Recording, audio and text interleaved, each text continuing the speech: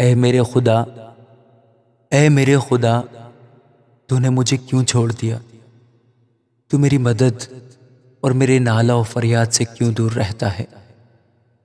اے میرے خدا، میں دن کو پکارتا ہوں پر تو جواب نہیں دیتا، اور رات کو بھی، اور خاموش نہیں ہوتا، لیکن تو قدوس ہے، تو جو اسرائیل کی حمد و ثنا پر تخت نشین ہے۔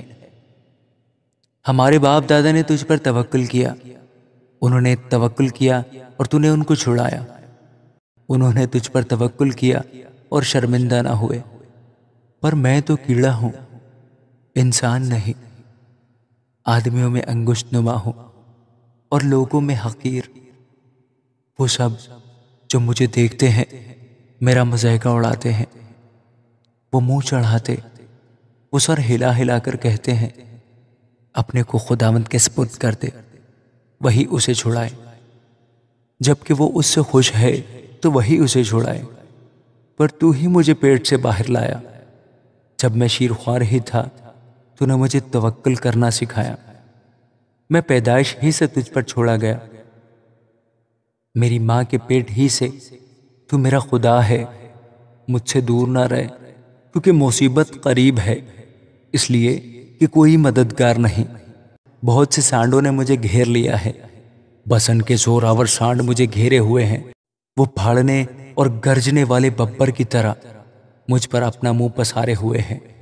میں پانی کی طرح بہہ گیا، میری سب ہڈیاں اکھڑ گئیں، میرا دل موم کی مانند ہو گیا، وہ میرے سینہ میں پگھل گیا۔ میری قوت ٹھیکرے کی مانند خشک ہو گئی، اور میری زبان میرے تالوں سے چپک گئی، اور تو نے مجھے موت کی خاک میں ملا دیا، کیونکہ کتوں نے مجھے گھیر لیا ہے۔ بدکاروں کی گروہ مجھے گھیرے ہوئے ہے، وہ میرے ہاتھ اور میرے پاؤں چھیدتے ہیں۔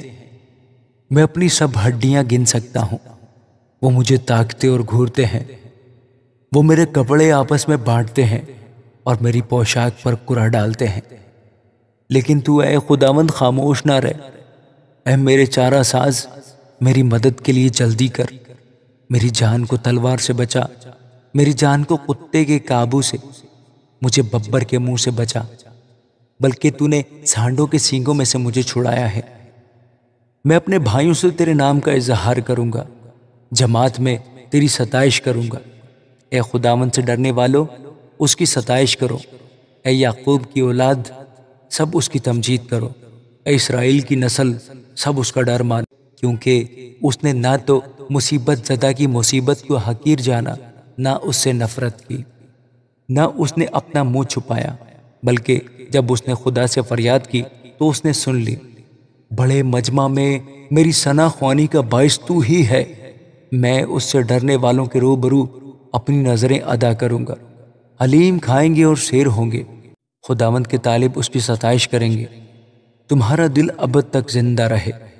ساری دنیا خداوند کو یاد کرے گی اور اس کی طرف رجوع لائے گی، اور قوموں کے سب گھرانے تیرے حضور سجدہ کریں گے، کیونکہ سلطنت خداوند کی ہے، وہی قوموں پر حاکم ہے۔ دنیا کے سب آسودہ حال لوگ کھائیں گے اور سجدہ کریں گے۔ وہ سب جو خاک میں مل جاتے ہیں اس کے حضور جھکیں گے، بلکہ وہ بھی جو اپنی جان کو جیتا نہیں رکھ سکتا۔ ایک نسل اس کی بندگی کرے گی، دوسری پشت کو خداوند کی خبر دی جائے گی۔ وہ آئیں گے اور اس کی صداقت کو ایک قوم پر جو پیدا ہوگی یہ کہہ کر ظاہر کریں گے کہ اس نے یہ کام کیا ہے۔ آمین۔